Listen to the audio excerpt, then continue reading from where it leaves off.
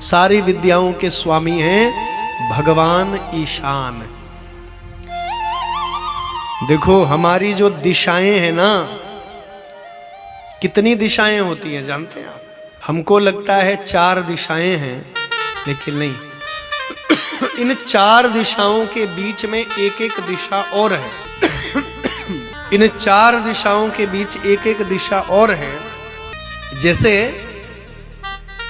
पूरब दिशा और उत्तर दिशा। पूरब दिशा और उत्तर दिशा के जो मध्य में जो दिशा है उसको कहते हैं ईशान दिशा। क्या कहते हैं? ईशान। तो जब भी आपके घर में पूजा का स्थान बने, जब भी पूजा का घर बनाए घर में, तो ईशान दिशा की ओर आपका पूजा घर बनना चाहिए। ईशान मतलब क्या कहा हमने? ईशान का अर्थ है पूरब और उत्तर दिशा के बीच में ईशान। जब भी पूजा करने बैठे तो हमारा मुख ईशान दिशा की ओर हो। जब भी भक्ति करने बैठे, तपस्या करने बैठे, कहते हैं कि ईशान भगवान सिद्धि को देने वाले हैं, सिद्धिदायक हैं भगवान ईशान। वो पढ़ने वाले जो विद्यार्थी हैं, हमारे छोटे भैया बहनें यहाँ बैठे हैं, हमारे युवा लोग पढ़ रहे हैं, जो लोग कमीशन की तैयारी कर रहे होंगे, तो जब भी आप पढ़ने बैठें तो ध्यान रखें ईशान कोण की तरफ मुख करके ही बैठना चाहिए, क्योंकि ईशान के स्वामी स्वयं महादेव हैं। और वेद कह रहे हैं ईशानः सर्व विद्यानाम, सारी विद्याओं के स्वामी हैं। इसलिए पढ़ने जब बैठे तो ईशान कोण की ओर, पूरब और उत्तर की ओर, ईस्ट और नॉर्थ की ओर, बीच में जो कोण है ईशान कोण, उसकी तरफ मुख करें। पुराने समय में जो हमारे आध्यात्म विज्ञान था, वैदिक युग था, वेद पुरुष हमारे ऋषि मुनि, वो जब वास्तु शास्त्र की बात करते थे ना, तो वैज्ञानिक लोग मजाक बनाते थे, अरे अरे ऐसे ही है ये क्या वास्तु शास्त्र, ये क्या चीज है, ये तो सब आडंबर है। लेकिन आज हमारे वैदिक युग के ऋषि मुनियों के जो कथन हैं, वास्तु शास्त्र है, आज उसको वैज्ञानिक स्वीकार कर रहे हैं। पहले उसको नहीं मानते थे वास्तु शास्त्र को, लेकिन अब उनको पता लगा कि वास्तु शास्त्र क्या है। तो अब जो नई जो घर बनते हैं, इमारतें बनती हैं, वो वास्तु शास्त्र के अनुरूप बनते हैं। ऐसा प्रयास करना चाहिए वास्तु के अनुरूप। तो पूजा का घर ईशान कोण में होना चाहिए, पूरब और उत्तर के बीच में। नोट करते रहिए।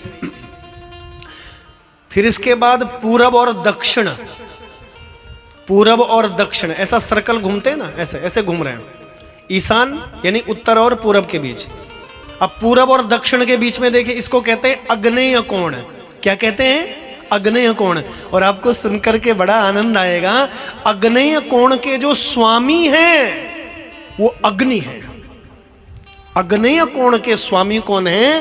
वो भगवान अग्नि हैं। और अग्नि यानी आग। आग मतलब रसोई घर। रसोई घर तुम्हारा अग्नि के स्थान में होना चाहिए, आग्नेय कोण में होना चाहिए। आग्नेय कोण का अर्थ मतलब क्या कहा हमने?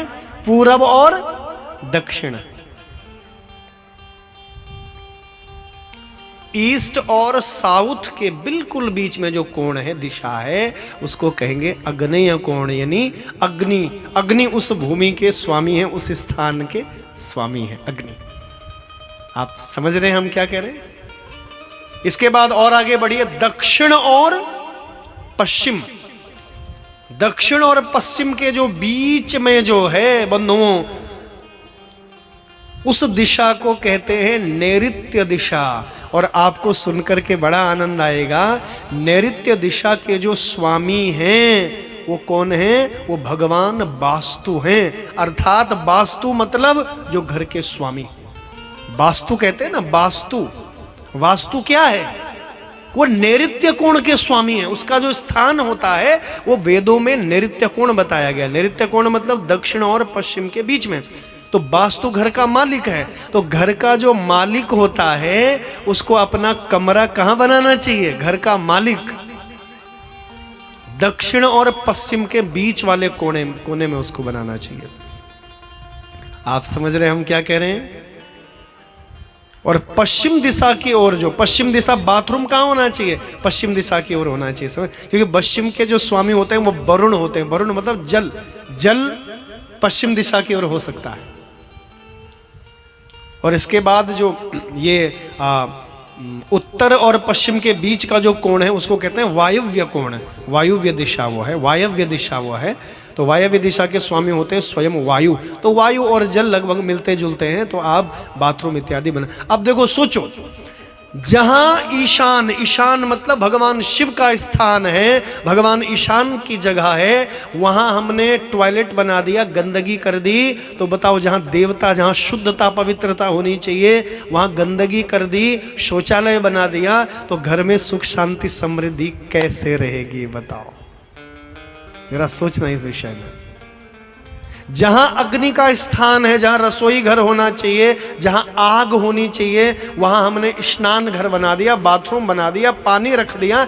अब आग और पानी में तो वैर है, शत्रुता है। जहां अग्नि है वहां पानी नहीं रह सकता, और जहां पानी है वहां अग्नि नहीं रह सकती। इसका अर्थ यह है कि भैया घर में कैसे शांति रहेगी, कैसे आनंद आएगा? जो स्थान अग्नि के लिए निर्धारित है, जिस दिशा का स्वामी अग्नि है, जिस जगह का मालिक अग्नि है, और उस जगह हमने पानी रख दिया है, वरुण रख दिया है, तो भैया झगड़ा रहेगा, घर में क्लेश रहेगा, शांति नहीं रह सकती है। तो वास्तु शास्त्र को पहले तो लोग कहते थे, बड़ा मजाक बनाते थे, लेकिन अब लोग समझ रहे हैं कि वास्तु शास्त्र क्या है और हमारे ऋषि मुनि, हमारे वैदिक युग की शक्ति क्या है। अब आप लोग इसको समझ रहे हैं। और बंधुओं, एक बात मैं आपको बहुत विशेष बता रहा, हमारे शास्त्रों में यह तक बताया गया है कि प्रातः काल उठते हुए किस दिशा की तरफ मुंह करने से शुभ होगा और किस दिशा में मुंह करने से अशुभ होगा। ध्यान दीजिएगा, वेदों में, पुराणों में यह बताया गया है, शिव महापुराण में यह बताया गया। तो आप समझिए किस तरफ मुंह करने से शुभ होगा, किस तरफ मुंह करने से। प्रातः काल जब उठे और सीधे माना उठ रहे हैं और सीधे मुंह है, तो कौन सी दिशा की ओर मुंह है, तो कौन सी दिशा में शुभ है और कौन सी दिशा में अशुभ है, इसके लिए बताया गया। क्या मंत्र है? शिव पुराण में बताया गया, वेदों में, शास्त्रों में। आयुर्द्वेष शमरणम पापम भाग्य तथैव च व्याधि पुष्टिस्तथा शक्ति प्रातर उत्थाय दिक्फलम, प्रातर उत्थाय दिक्फलम। पार्वती मैया को स्वयं महादेव कह रहे हैं सृष्टि के प्रारंभ में, जरा समझिए। और इस विद्येश्वर संहिता की कथा को कौन सुना रहे हैं जानते हैं आप? महर्षि वेदव्यास जी सुन रहे हैं इस कथा को बद्रीनाथ की भूमि में। और कौन सुना रहे हैं? सनकादि ऋषि सुना रहे हैं इस कथा को। 4 भाई हैं, सनक, सनंदन, सनातन, सनत कुमार। ये इस कथा को सुना रहे हैं महर्षि वेदव्यास जी को बद्रीनाथ की भूमि में। आयुर्द्वेष शमरणम पापम भाग्य तथैव च व्याधि पुष्टस्तथा शक्ति प्रातर उत्थाय दिक्फलम, प्रातर उत्थाय दिक्फलम। आइए पूरब दिशा से शुरू करें, जरा ध्यान दीजिएगा प्रसंग पर। पूरब दिशा से शुरू कर रहे हैं। सबसे पहला शब्द है आयुर। आयु में वृद्धि होती है यदि पूरब दिशा की ओर सुबह उठ करके हमारा मुंह हो रहा है। प्रातः काल उठे और सीधा पूरब दिशा की ओर मुंह हो रहा है, तो क्या बढ़ेगी? जोर से बोलो, आयु बढ़ेगी। इसलिए प्रयास करें प्रातः काल उठते हुए हमारा मुख पूरब दिशा की ओर हो। पूरब दिशा से आगे बढ़िए, इस तरफ ऐसे। पूरब दिशा के बाद क्या बोला मैंने? अग्नेय कोण, अग्नि दिशा। तो अग्नि दिशा की ओर यदि मुंह हो गया तो क्या होगा? आयुर्द्वेष दूसरा शब्द लिखा द्वेष।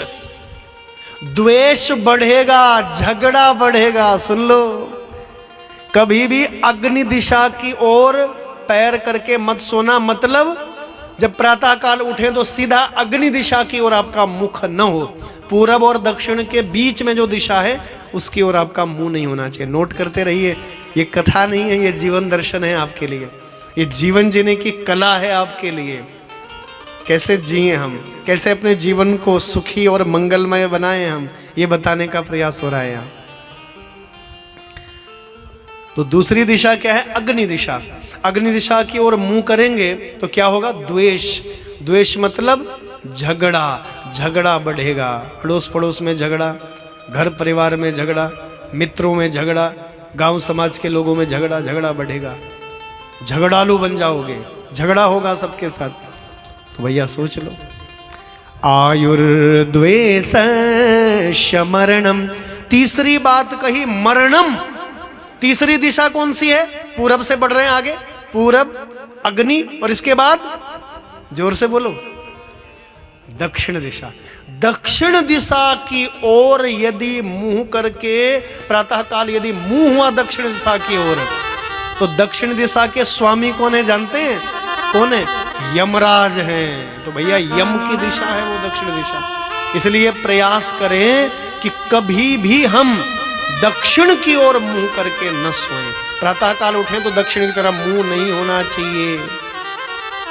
मृत्यु, मरणम, मरने का भय है, मृत्यु की दिशा है वो दक्षिण दिशा। सावधान, अपने बच्चों को कभी भी दक्षिण दिशा की ओर पैर करके मुंह करके कभी भी नहीं सुलाना चाहिए। आप समझ रहे हैं? आयुर्द्वेष शमरणम। आगे कहा पापम। पापम, आगे बढ़िए। अब दक्षिण के बाद कौन सी दिशा है? नैऋत्य दिशा। नैऋत्य दिशा की ओर भी कभी मुंह नहीं होना चाहिए उठते हुए प्रातः काल। तो क्या बढ़ता है? पाप बढ़ता है। आयुर्द्वेष शमरणम पापम भाग्य तथैव च। अब क्या कहा? भाग्य। भाग्य बढ़ेगा कब? ऐसे राउंड में घूम रहे ना सर्कल में। अब कौन सी दिशा आ गई? पश्चिम दिशा। पश्चिम दिशा की ओर यदि मुंह करके प्रातः काल उठोगे, पश्चिम दिशा की ओर मुंह हुआ तो बहुत शुभ होगा, अर्थात भाग्य बढ़ेगा आपका। आप समझ रहे हैं? पूरब दिशा की ओर मुंह करोगे तो आयु बढ़ेगी, और पश्चिम दिशा की ओर प्रातः काल उठते हुए मुंह होगा सीधा तो क्या होगा? भाग्य बढ़ेगा हमारा, भाग्य बढ़ेगा बच्चों का। इसलिए बच्चों को प्रातः काल जब उठाएं तो उनका मुंह पश्चिम दिशा की ओर हो या पूरब दिशा की ओर हो। अब इसके बाद कहा अगली दिशा है वायव्य दिशा, वायु दिशा। बीच में उत्तर दिशा और पश्चिम दिशा के बीच में है वायुव्य दिशा, वायु दिशा। तो वायु दिशा में यदि मुख हुआ तो क्या होगा? व्याधि। ये शिव भगवान कह रहे हैं पार्वती को, ये मैंने, ये शिव महापुराण का मंत्र है। ये देखो, हमारी कथा में जो कहते हैं साहब वो प्रमाण के साथ कह रहा हूं मैं। ये वेद पुराण शास्त्र जो कह रहे हैं वो स्वयं महादेव कह रहे हैं पार्वती जी को। व्याधि, यदि वायु दिशा की ओर मुख हुआ, वायु दिशा मतलब क्या कहा मैंने? पश्चिम और उत्तर दिशा के बीच में यदि मुंह हुआ प्रातः काल उठते हुए तो क्या होगा? व्याधि, यानी रोग पैदा होंगे। और इसके बाद उत्तर दिशा है, उत्तर दिशा में मुंह करोगे सुबह तो क्या होगा? पुष्टि। व्याधि पुष्टि। पुष्टि, पुष्टि कहते हैं आरोग्यवान बनोगे। तो प्रातः काल यदि उत्तर दिशा की ओर भी मुख हो, जैसे उठे उत्तर दिशा की ओर, इस तरफ यदि प्रातः काल उठ करके मुंह हुआ तो क्या होगा? पुष्टि, यानी हम लोग स्वस्थ होंगे। पुष्टि। और इसके बाद ईशान दिशा, ईशान दिशा की ओर यदि मुंह करके उठोगे तो शक्ति, शक्ति बढ़ेगी। तो ये मैंने 8 दिशाओं के 8 फल बताए हैं, कौन सी दिशा की ओर मुख करने से शुभ होगा और कौन सी दिशा में मुंह करने से अशुभ होगा। आयुर्द्वेष शमरणम पापम भाग्य तथैव च। व्याधिपुष्टिस्तथा तुष्टि शक्ति प्रातरुत्थाय दिक्फलम् व्याधिपुष्टिस्तथा शक्ति प्रातरुत्थाय दिक्फलम्। ये प्रातः काल उठने के दिशाओं के फल हैं कि कौन सी दिशा कौन सा फल देती है, ये महादेव बता रहे हैं। तो ये वास्तु शास्त्र की चर्चा हमारे वेदों में, हमारे पुराणों में, शिव महापुराण में किया गया।